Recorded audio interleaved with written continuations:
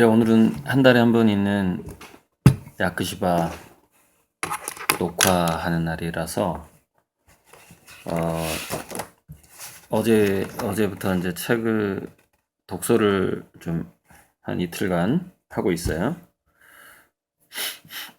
얼마 전에 약 6,500만 원 정도 주문한 부산의 어떤 분이 몇 가지 선물하고 김종학 도록을 리플렛이죠. 리플렛을 김종학 선생 리플렛을 이렇게 갖다 주셨어요. 그러니까 그림에 역시 관심이 있으신 분이라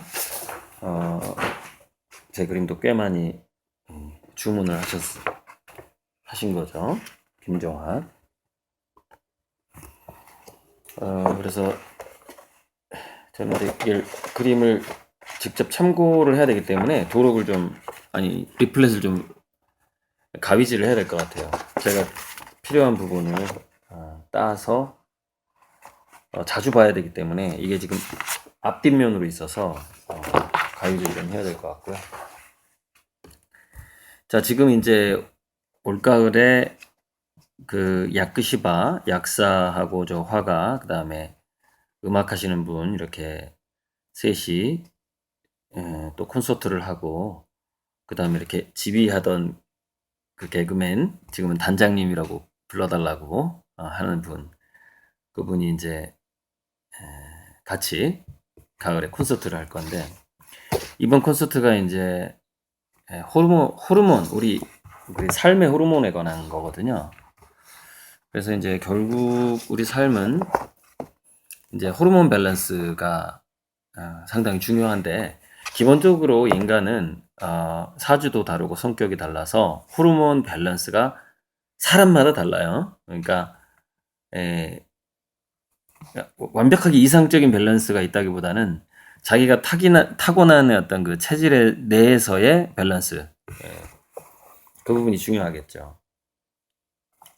그래서 이제 오늘은 도파민, 엔돌핀, 세로토닌 이렇게 할 건데, 저번에 제가 옥시토신하고 바소프레신에 대해서 얘기를 했는데, 유튜브 듣다 보니까 브루스 립턴이라는 세포생물학 하시는 분이 우리의 그 잠재의식을 바꾸면서 다시 DNA를 바꾼다, 이런 주장을 많이 하고 있는데, 그 브루스 립턴이 굉장한 얘기를 했어요. 이번 코로나가, 제가 좀 더 가미해서 말씀을 드리자면, 사람들을 집안에 가두게 했단 말이죠. 그리고 경제를 안 돌아가게 했단 말이죠. 굶게 했단 말이죠. 물론 저는 이제 제 그림 산 사람이 더 거의 매출이 한 3배에서 5배 늘었어요, 저는요. 근데 그러면서 이 전체 문명이, 지구의 문명 자체가 마치 그 뽕나무를 먹는 그 누에처럼 열심히 먹다가 잠시 멈추고 고추가 되는 시기를 맞이했다라는 것이죠. 누에고치라고 그러나요? 고치? 예. 그래서 누에고치 상태에서 나비가 되어가는 과정이라고 브루스 립튼 박사가 표현한 겁니다. 이 지구 문명에 대해서. 그러니까 열심히 그 잎사귀를 먹던 큰 애벌레 문명에서 나비의 문명으로 넘어가고 있다. 브루스 립튼 박사가 참 재밌는 사람이에요. 세포를 연구하다가 갑자기 도인이 돼버린 것 같은 느낌? 물리학을 연구하다가 또는 천문학을 연구하다가 도인이 되어버린 그런 사람들 꽤 있죠. 그런 과학자들이. 근데 약간 그런 정도 느낌인데.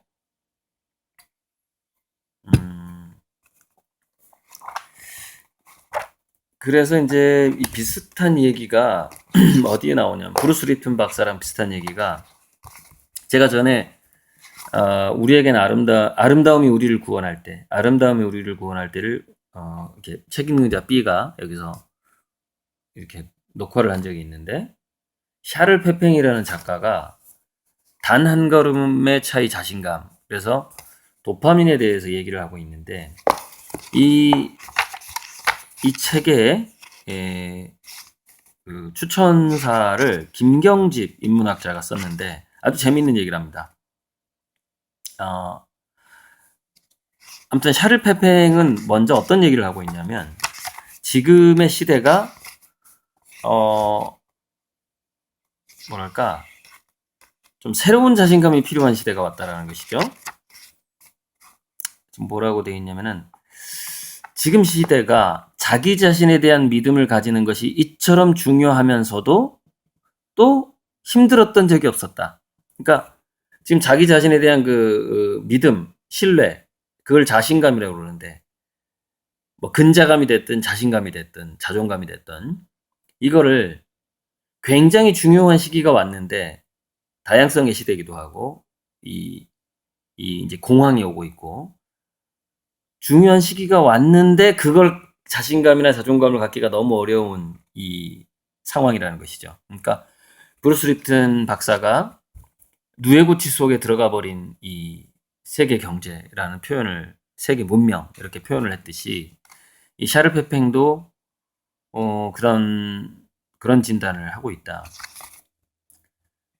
근데 김경집 인문학자는 어떤 얘기를 하고 있냐면 추천사에서 미국산 자기계발서하고 MSG하고 막 식품 첨가물이 많이 들어간 미국산 자기계발서, 성공학, 뭐 이렇게 하면 성공한다, 뭐 이런 거. 그 미국산 자기계발서의 문제가 뭐냐면은 되게 좀 단순한 좀 기독교적인 복음주의가 있어요. 신께서 축복해 주니까 너 무조건 성공할 거야, 뭐 이런 그런 거. 근데 그 성공이라는 게 되게 보면은 경제적인 성공이랑 너무 많이 연관이 되어 있는. 근데 그러나 미국산 자기계발서하고 다르다. 이제 이 자신감이라는 샤를 페팽의 책은 이렇게 진단을 하면서 그 자존감의 시작과 끝은 존재와 삶에 대한 진지한 성찰로부터 시작된다. 그리고 거기서부터 비롯된 자존감이어야 된다. 이제 좀 어려운데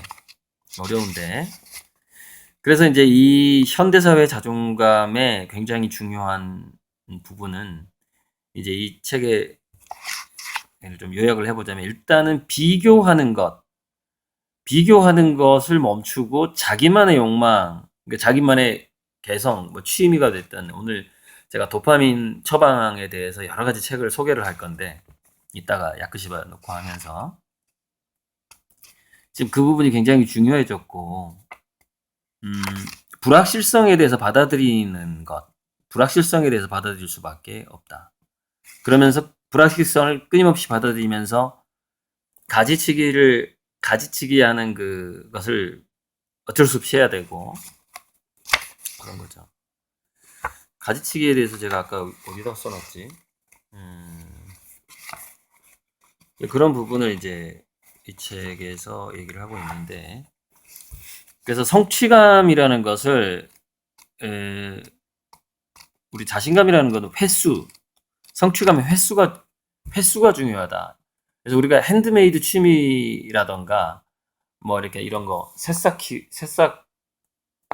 그다음에 꽃차 만들기라든지 핸드메이드 그다음에 예술을 하는 것들 그다음에 뭐 리폼 업사이클링 뭐 베란다 정원 가꾸기 뭐 이런 부분들이 남들과 비교하지 않는 작은 성취감을 만들어내는 굉장히 중요한 도구예요. 요리하기. 요리 중에서도 특히 이런 요리. 녹색연합에서 나온 자연을 담은 소박한 합성 이런 요리들.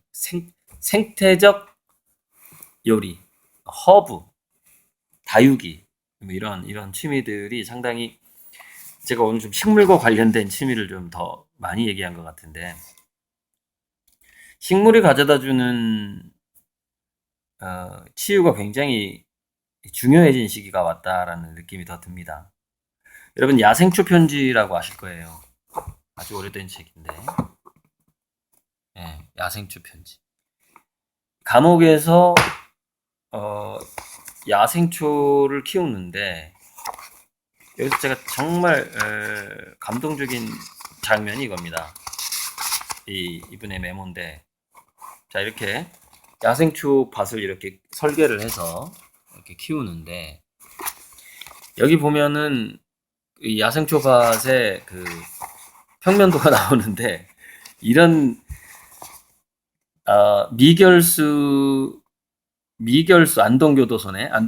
미결수가 머무는 곳에서 이제 오물, 똥오줌 이런 것들이 흘러나오는, 또는 음식물, 쓰레기물, 이렇게 아무튼 아무래도 예전에 다 이렇게 합쳐서 흘러나왔겠죠.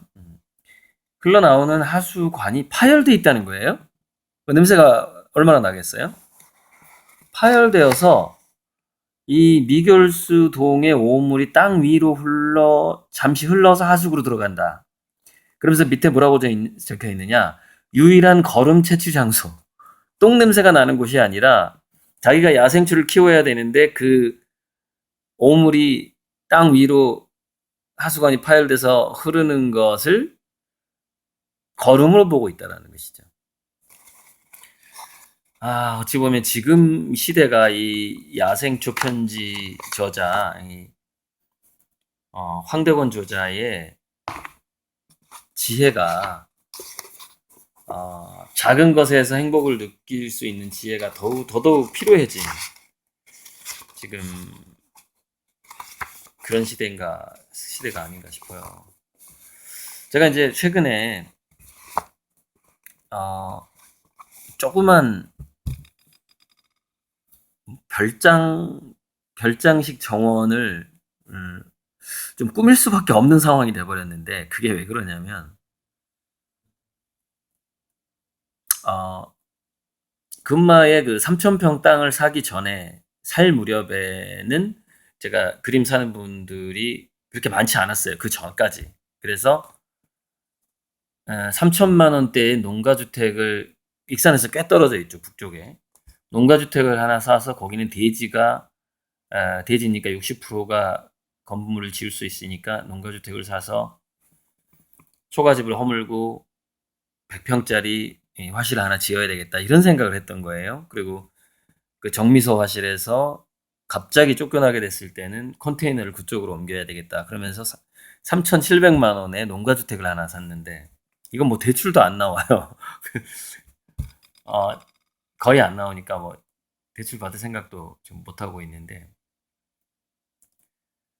그래서 그렇게 하다가 그거를 계약을 했는데 갑자기 그림 주문이 더 들어오게 된 거예요. 그래서 금마 3,000평으로 이제 나중에 그 컨테이너도 그쪽으로 옮기면 훨씬 넓으니까 3,000평을 계약을 하게 된 거죠. 거기다 아주 싸게 계약을 했습니다. 더 이상 그보다 싼 땅이 없을 정도니까. 그랬는데, 이거 3,700만 원짜리 이 농가주택을 제가 산 이유가 지명 때문에 샀단 말이죠. 지명. 그 땅 이름이 가진 지명을 제가 가져오고 싶었단 말이죠. 그 어떤 땅 이름의 기운이라는 게 있단 말이죠. 지명 때문인데, 그래서 어찌됐건 이거를 내가 완료를 해서 작업실을 지을 게 아니라 그냥 거기 126년 된 그 흙집을 초가집 형태로 복원을 하고, 뭐 한 달에 한 번 정도나 일주일에 한 번 정도 이렇게 쉬는 장소로 써야 되겠다. 예전에는 거기까지 배가 들어왔답니다. 그 위쪽에 금강변인데, 금강변인데, 그래서 거기가 강변이어가지고요, 초가집인데 갈대밭이 있어요, 마당에. 갈대밭이 참 좋더라고요. 그래서 그런 어떤 그 휴식 장소로 꾸며야 되겠구나. 이거를 뭐 그걸 하자니 이거 600만 원, 거의 800을 물어줘야 되는데, 제가 그걸 깨면 집값이 3,700인데 800을 물어주자니 그렇잖아요. 얼마 아까워.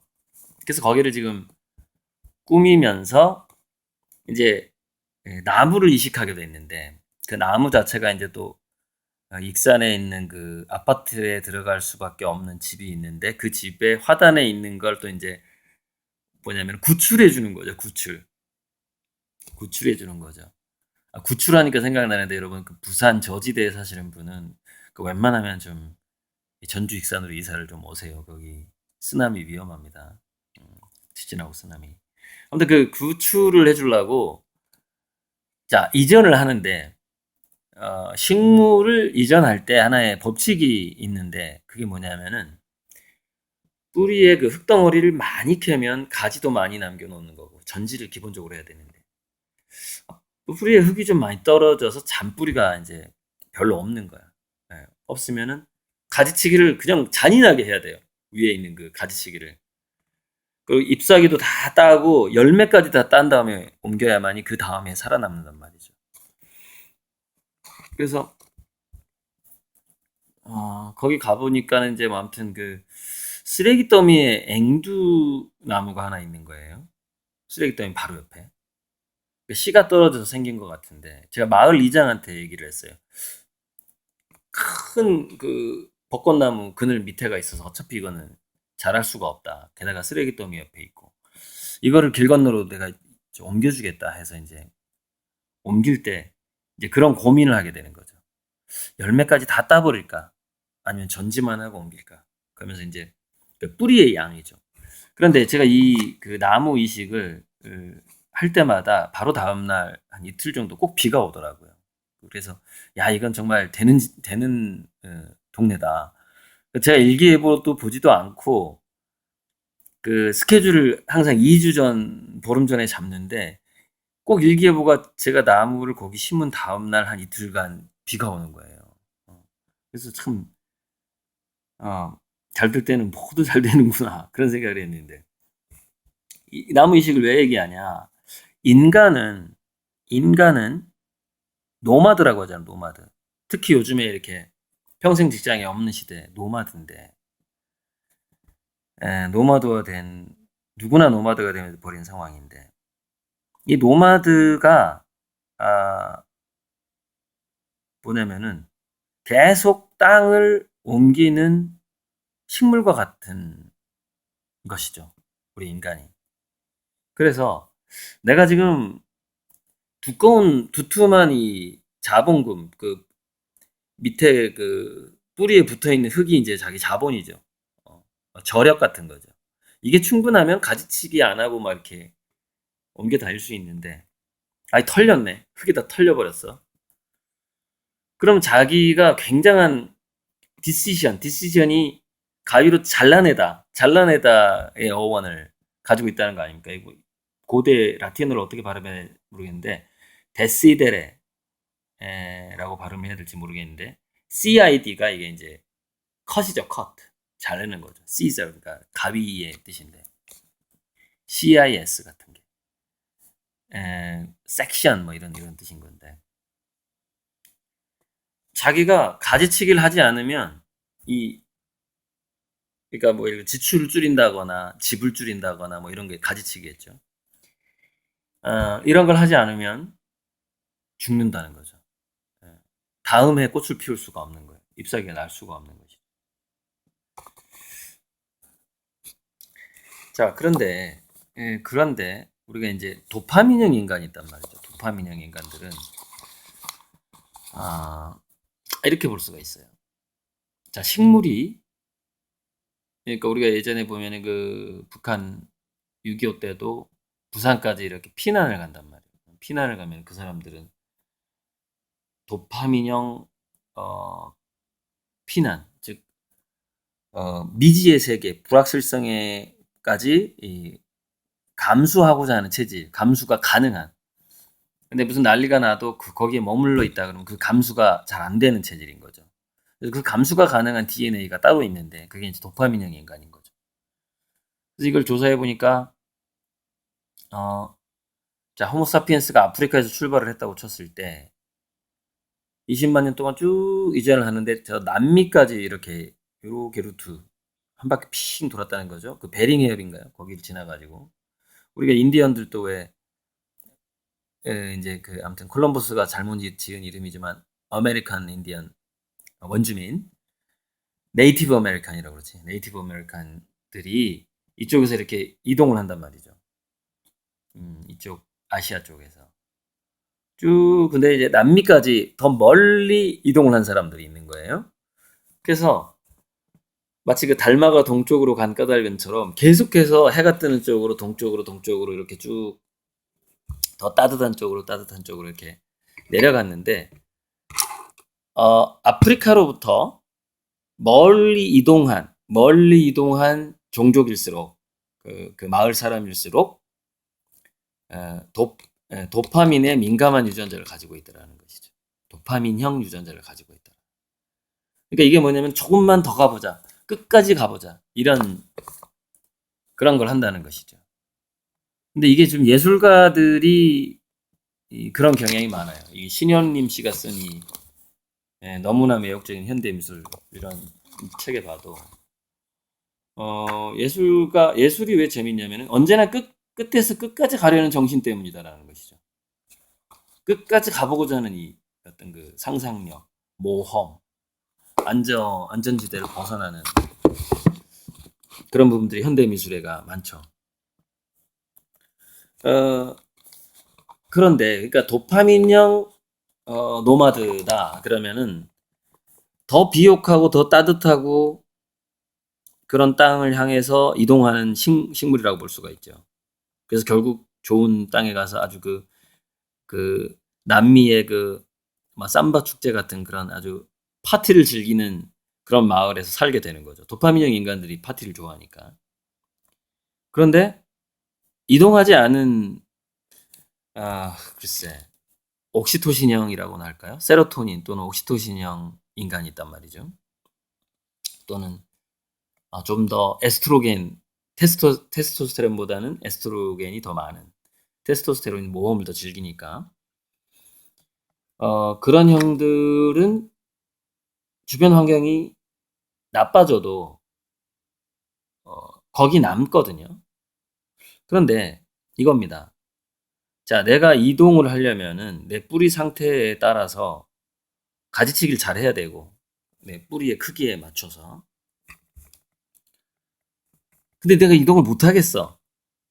지금 여기 있는 데에서 있어야 돼. 그러면은 거기서 살아남는 식물들의 특성은 뭐냐면 사막에서 적응한 하나의 그 식물이 있단 말이죠.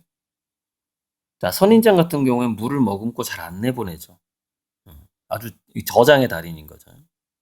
또 하나 사막에서 살아남으려면 어떻게 살아남냐면은 뿌리를 15m 또는 거의 100m까지 뻗는 식물이 있다는 거예요. 땅 속으로. 물 있는 데까지 그냥. 근데 그 뿌리를 쭉 뻗는데 그 뿌리가 물을 만나기 전까지는 싹을 안 틔우는 거예요. 기다리는 거죠. 물을 만날 때까지. 그 뿌리가. 그 두 가지 형태로 살아남을 수밖에 없는 것이죠. 그러니까 지금 뭔가 이동을 통해서 노마드를 통해서 돌파구를 찾든지 아니면 정말 더 깊이 자기 안으로 들어가는 자신감이 필요한 시대가 왔다라는 것이죠. 더 깊이 자기 안으로 들어가는 자신감. 그게 없으면은 굉장히 위험한 삶을 포기하는 사람들이 생길 수도 있고 그런 시대가 왔다. 이렇게 지금 되고요.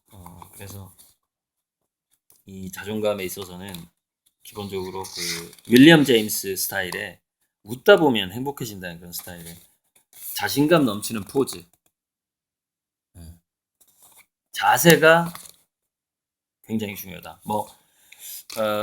책을 찾다 보니까 턱만 당겨도 뭐가 좋아진다, 뭐가 없어진다 이런 책이 또 있더라고요. 그러니까 우리가 이거 거북목이 아니라 이렇게 딱 가슴을 펴고 턱을 당기기만 해도 굉장히 뭔가 기분이 좋아지는 자신감도 생기고. 근데 이런 너무 공손하고 너무 좀 의기소침한 좀 추위에 떠는 듯한 이런 포즈들, 막 이런 것들, 이런 포즈들이 이런 자세 자체가 이제 벌써 도파민을 체내에서 떨어뜨릴 수밖에 없는 것이죠. 근데 우리나라가 참 위험한 게 우리나라는 그 공손함, 서열 문화, 윗사람에 대한 공손함, 손을 이렇게 모아야지. 제가 제일 정말 싫어하는 게 유치원 애들한테 배꼽 인사시키는 거예요. 아니 그냥 안녕 이렇게 해도 되는 거고 까딱 해도 되고 윙크 해도 되는 건데 꼭 배꼽 인사를 시키는 거예요. 이게 굉장히 저는 그게 본능적으로 그래서는 안 되는데 이거 안 좋아요. 왜냐면은 우울증에도 취약한 애로 만들 가능성이 있다라고 저는 보는 거예요. 우리나라의 그 공손한 예절 문화가 우울증이 더 많은 그 확률을 올리고 있다. 그래서 제가 그 미국 쪽에서 나온 영화를 보면은 뭐 상사하고 얘기를 할 때 테이블 위에 구두를 올려놓고 얘기를 한다거나 좀 너무 심한데 이게 좀 심한 뭐 다리를 떠는 건 기본이고 뭐 아무튼 되게 건방지게 의자에 앉아서 이렇게 얘기를 하는. 근데 저도 대학교 때는 그런 후배들이 정말 이렇게 못 봐주겠더라고요. 근데 아 그때 내가 좀 나도 좀 꼰대였구나. 내가 참 예민했구나 이런 생각을 이제 뒤늦게 해보는데 그렇다고 해서 제가 뭐 후배들한테 뭐라고 했던 건 아니고 마음속으로만 그렇게 생각을 했다는 겁니다. 어, 그런 생각이 들어요. 그래서 지금 제가 예전에 그 엄마 교육할 때 너무 예절 교육을 시키지 말라는 얘기도 한 적이 있거든요. 자, 이제 녹화 시간이 다 오고 있는데 제가 이제 두 권의 책을 좀 더 탐색을 하려고 하는데 이 의욕의 기술이라는 책도 아까 그 자존감 또는 자신감 목차를 보면은 그냥 기본적인 심리 법칙이에요. 기본적인 심리 법칙인데 어, 자기 자신의 자원과 자기 자신의 그 특성에 집중을 해야 되고 비교를 한다라는 것 자체가 이게 다시 일어설 수 없게 만드는 거고 또 포기하고 전지하고 뭐 그런 부분들. 그러니까 자기답게 살아야 되고 자기답게 일해야 되고 뭐 이런 부분들이 이제 목차에서 보이고 있는데 158페이지.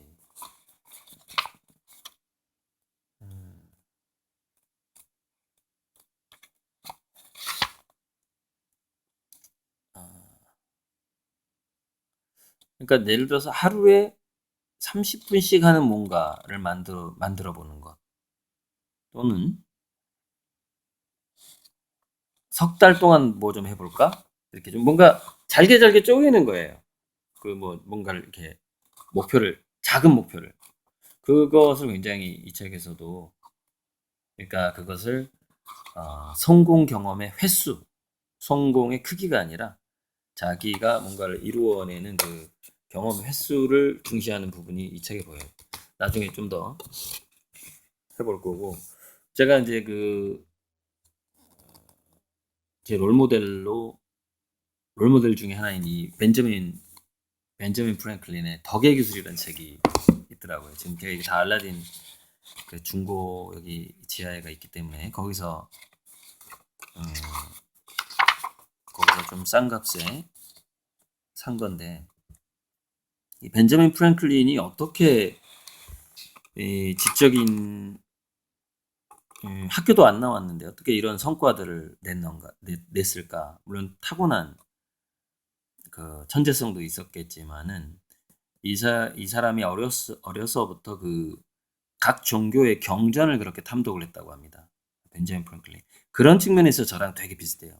저도 이제 아버지가 일찍 돌아가시고 그래서 천국과 지옥, 이 사후의 세계에 대해서 너무 궁금했거든요. 그래서 어려서부터 경전 탐독을 좀 많이 했습니다. 다양한 이렇게 사후의 세계와 관련된 그런 또는 구원이라던가 그런 거 관련된 책들이 있다 보니까 다양한 종교의 이제 서적들을 읽게 됐는데 그런 부분이 비슷하고 이제 거기서 어떤 그런 경전을 많이 다양하게 봤다라는 것도 제가 여러 번 본 경전도 많은데 거기서부터 이 사람의 그 발명의 발명의 영감이라든가 이런 것이 또 영향을 미친 게 아닌가. 그래서 아무튼 그 어릴 적에 그 어떤 이 시대하고 프랭클린의 시대하고 제 시대가 다르니까. 하지만 조금 패턴이 좀 비슷한 측면이 있다. 그래서 이 프랭클린이 직접 썼다고 하는 뭐 직접 쓴 걸 모아놓은 건지 정확히 모르겠는데 이거를 한번 틈틈이 한번 읽어보면 제가 앞으로 이 창조화력 발전소를 운영하는 데 있어서 큰 도움이 될 것 같고 제가 창조화력 발전소는 뭐 오랜 꿈이기도 하지만은 그 미술평론가였던 그 나중에 온 이 사람에게도라는 책에서 미래의 경제학에 대해서 얘기한 그 존 러스킨이라는 사람이 제시한 미래의 경제 경영은 이래야 된다라는 거기를 상당히 많이 그 사람의 얘기를 또 롤모델로 삼았다 이렇게 볼 수가 있는데 어쨌건 제가 정관이 나오면 그 부분은 정관을 창조화력 발전소 정관의 그 내용이 이제 한 일주일 내로 나올 것 같은데 대충 제가 회사를 설립하는 그 목적 같은 것이 나올 것 같은데 그때 한번 다시 읽어 들을 수 있겠고요. 제가 이제 그 천평화실을 한 군데 지금 찍었는데 한 1100평, 1000평이 넘어요. 1200평 정도, 대지가 한 3000평 정도 되고 이건 좀 가격이 좀 있어요. 이거는 20억에서 25억 사이인데 이거를 잘하면 인수할 수도 있겠다 하는 생각이 듭니다. 지금 느낌이에요, 느낌. 그래서 이 6월 말까지 여러분들이 제 그림을 사거나 그림을 확대하거나 한 돈은 제가 다 원금을 돌려드리기로 했죠. 그림도 주고 원금도 주고. 그게 왜냐면 제가 인프라를 만드는 과정이다. 그렇기 때문에 저를 키워준 후원자, 은인으로 보기 때문에 그렇게 되는 거고. 그래서 그 천평화실이 만들어지게 되면은 지금 벽화를 할 때 이게 이제 벽화다 그러면은 기계로 벽화가 이렇게 섰다가 유압이든 뭐든 간에 그 기어든 체인이든 간에 이렇게 눕히면 제가 위에 이제 고공 작업대에서 작업을 하고 이렇게 세우면 이렇게 윙 세우면은 그 고소 작업대 그러니까 공중부양 작업대 이건 평면으로 왔다 갔다 하는 거 공중부양 작업대 이거는 고소 작업대 그 두 가지 그러니까 기계가 좀 많아지는 거죠. 그 1000평짜리 화실이 쓰게 되면 기계가 좀 많아지고 나중에는 그 코끼리 코가 그은 선을 두고서 어떤 미술평론가가 인간이 그을 수 없는 선이다 이렇게 표현을 했듯이 나중에는 제가 로봇 팔을 활용하게 될 가능성도 있어요. 그러니까 이렇게 제가 제 손으로 움직이면은 그것을 그대로 이제 로봇이 따라서 움직인다거나 아니면 제가 지렛대라든가 뭔가 장치를 만들어서 제가 직접 이렇게 큰 그림에다가 일필휘지를 꼭 표현하고 싶단 말이죠. 이게 굉장히 중요해요. 이우환 작가도 할 수 없는 그 필력을 꼭 큰 그림에 표현을 하고 싶단 말이죠. 그래서 여러 가지 왜 천평이 필요하냐면은 기계화가 돼야만이 그게 어떤 효율성도 나오고 그렇습니다. 이렇게 작품이 이게 보통 한 20개 정도의 캔버스가 붙어 있는 크기란 말이에요. 이 벽화라는 게. 그것을 조수를 쓰게 되면은 위험해. 올리고 내리는 것 자체가 그림이 떨어지면 캔버스가 상해요. 그래서 이거를 올리고 내리고 쌓고 내리고 할 게 아니라 결속을 한 다음에 완성될 때까지 얘가 누웠다가 일어났다가 누웠다가 일어났다를 반복할 수 있는 기계가 기계장치가 필요하단 말이죠. 그러니까 이게 평수가 그 기계장치 하나가 한 50평을 잡아먹죠. 이게. 그리고 이 작품 면적까지 계산해 보면 작품 하나당 100평씩 잡아먹는다고 봐야죠. 그러니까 제가 벽화를 예를 들어서 한 10개밖에 못해요. 1000평을 해도. 그 장치들이 이건 이제 그렇게 많이 하진 않겠지만 한 5개 정도는 5개 정도는 5, 600평 정도는 그림 5개하고 기계장치 설치밖에 못 하는 거죠.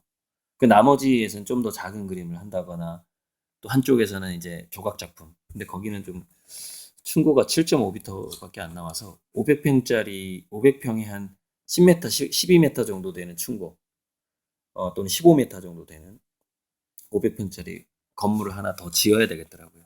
제가 이제 또 환경 조각을 해서 또 전 세계에 수출을 할 거기 때문에 오늘 뭐 시간이 많이 길어졌는데 제가 한번 이렇게 대화를 영상을 찍어야 이게 상당히 압축이 되겠지만 한번 이게 이제 연습을 해야 또 야크시바 할 때 좀 원활해서 미리 예비 영상을 찍어봤습니다.